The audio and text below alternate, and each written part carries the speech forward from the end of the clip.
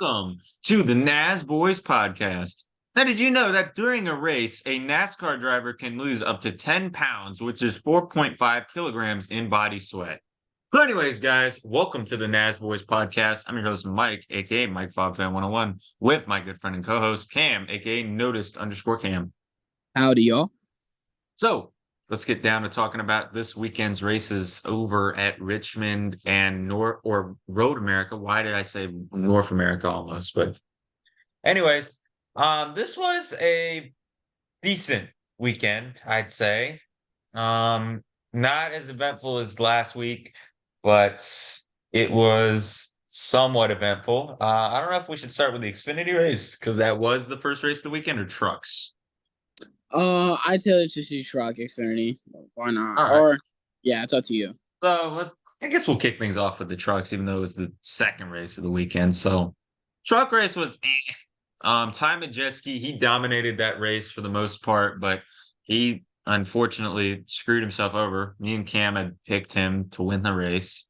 But then he got a pit road speeding penalty near the beginning of the third stage, I believe. And then then Carson Hocevar, he had some pretty interesting strategy calls, which ended up putting him toward the front. And, even though Majeski did lose the race, I give him major props for the way he came back up there. But, toward the end of the race, I believe there was a caution, and then Majeski stayed out. So he couldn't do anything there. And then he ended up losing a bunch of his track position, couldn't hold off Carson. And then Carson got by with 3 laps to go. Some interesting notables in this race were Matt Mills. Why did I say Corey Heim? Corey Heim was the regular season champ, duh. But Matt Mills was in this race for the 51 truck for KBM. He ended up finishing in 5th, where he started, actually. So big props for Matt Mills. You don't really see him running that well all the time. And William Sawich, how about him in the number 1 truck? He started 3rd and ended up finishing 10th. But overall, the race was I'd say typical truck race at Richmond, but I really enjoyed the ending. And one more notable driver, even though he sucked, Derek Lemke, or however you pronounce his name, which is Natalie Decker's fiance.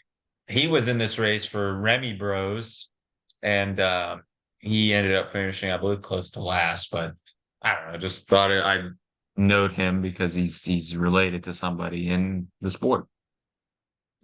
Yeah. Jake Garcia, he came in 4th. That was kind of a shocker too.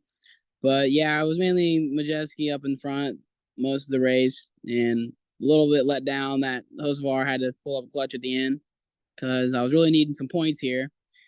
As if you guys don't know, me and the boys have been having a little competition. So yeah, a little hurt to see Majeski not pull that away, but it happens. Just taking a look at what you guys had to say. 50% said great, 0% said good, 25% said mess that's okay, and 25% said bad. No thoughts, no driver of the day. I'll give it to Ty Majeski. Yeah, no, I think Majeski deserves it 100%. My second candidate would be Hocevar, though. Oh, definitely. Now I guess talk about the Xfinity race.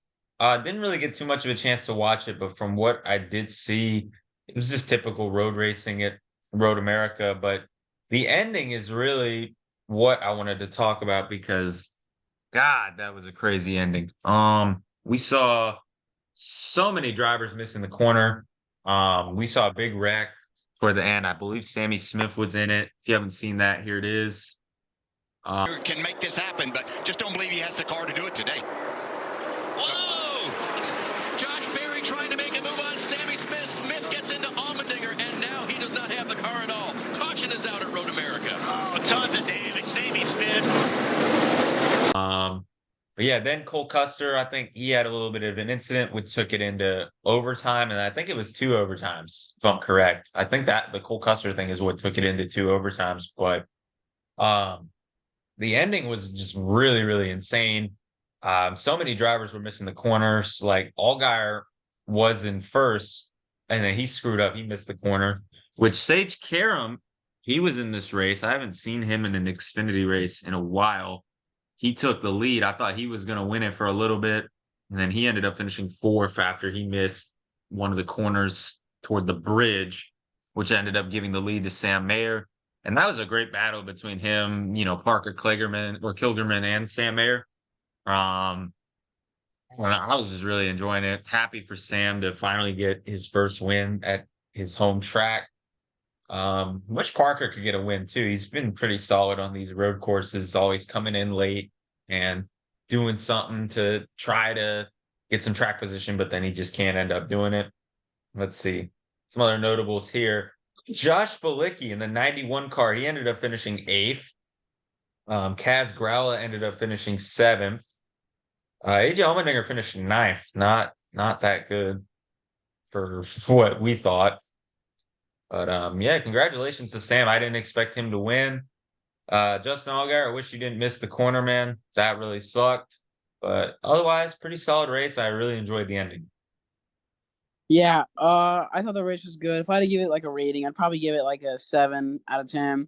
I think that ending really carried it though, because the ending was nuts. I definitely was eyes wide looking at the ending. Congrats to Sam Mayer. I'm sure that's always a good feeling, especially when it's at your home track. And yeah, overall an okay race. What would you have to rate it, Mike? 1 out of 10.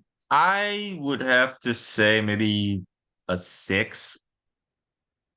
6, yeah. So, taking a look at what you guys had to say, 38% said great, 50% said good, 13% said miss, that's okay, nobody said bad, no thoughts, no driver of the day. I'm gonna give it, I don't know, man. I'm either thinking Sage Karam or Sam Mayer. Not entirely sure. I'm gonna say Sam because he led some laps.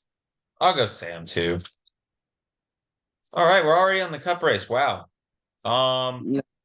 Let me talk about this. Boring. I don't know what to say. It's like Richmond is just, I don't know. It's like the most boring short track since they changed this package. It's so boring.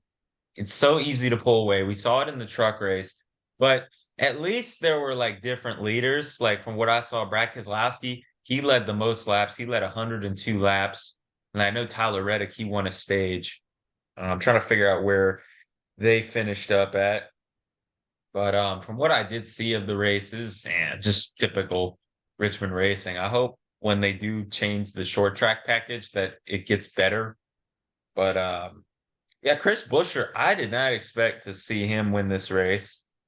Ryan Preece, he ended up finishing 5th, and Keselowski finished 6th. Eric Almirola finished 8th, and Austin Dillon finished 9th for some other notable results. But it seemed like Buescher's team did a really good job with their strategy, because toward the end, they took the lead during the second to last stops, and then Denny Hamlin's team just didn't have an answer, even with the strategy. And it seemed like that Buescher's car was a lot faster than Hamlin's, because when they finally got the field stacked back up after the Suarez spin, I felt like, Hamlin didn't have a shot. Buescher just straight pulled away. And, that was really cool to see. We did see something again with Kyle Larson and Denny Hamlin, but it wasn't that bad. Larson just straight up moved him out of the way. Just typical short track racing. I wish he punted him harder so that way he would hit the wall. But if you haven't seen it, here it is.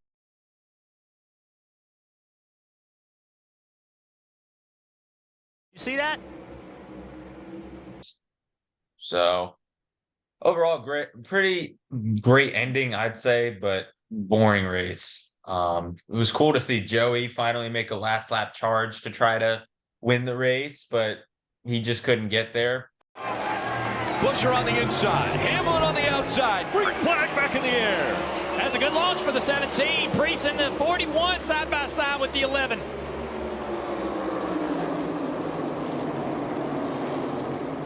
Denny comes on the outside, a big run. Logano as well in the 22. He moves to the outside, but Hamlin has closed the gap. 3 wide for third. Hamlin's car is better right now. Buescher's going to have to block. Under 2 to Oh, go. Denny locks up the left front. He's up the racetrack. And that Joey Logano, where did he come from?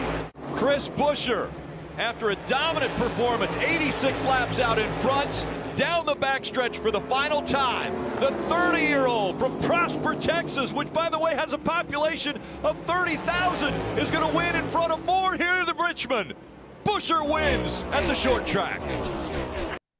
Which was unfortunate, but, congrats to Buescher. I mean, he's a good driver. He deserves it. I think he's really underrated right now, but, I don't think he's going to do much in the playoffs, but it's still cool to see somebody different in there. Right. Yeah. I think this race was definitely more of a boring one. I don't know. I think Chris Buescher had a lot of speed today. There it is, that race. He was really fast off the track, and I think you could even see that when Denny was trying to catch up to him. Which, by the way, yeah, when I saw Larson and Denny were going at it, I was just begging. I was like, please spin him, do something, make him wreck, please. Like, he deserves it so bad. But who knows? Maybe he's holding on for that golden moment.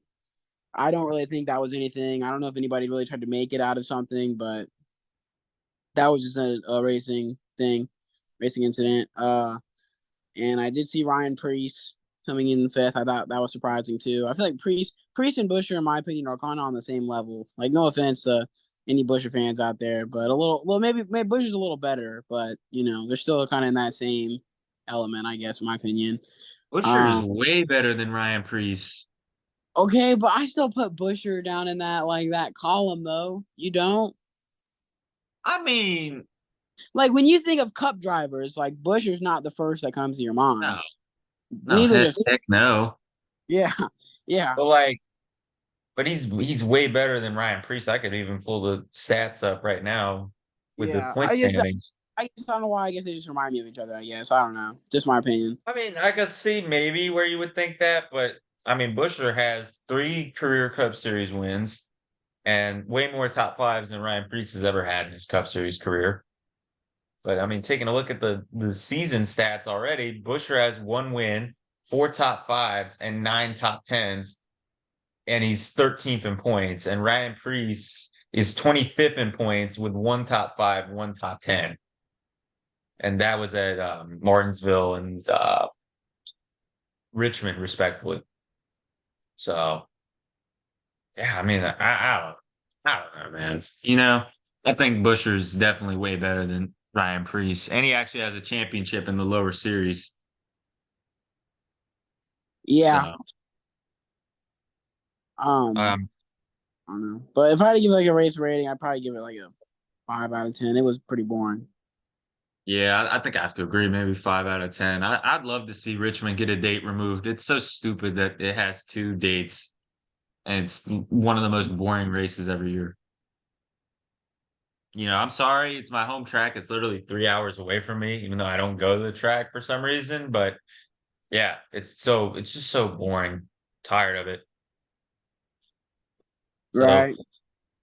taking a look at what you guys had to say, 0% said great, 33% said good, 33% said okay, 34% said bad.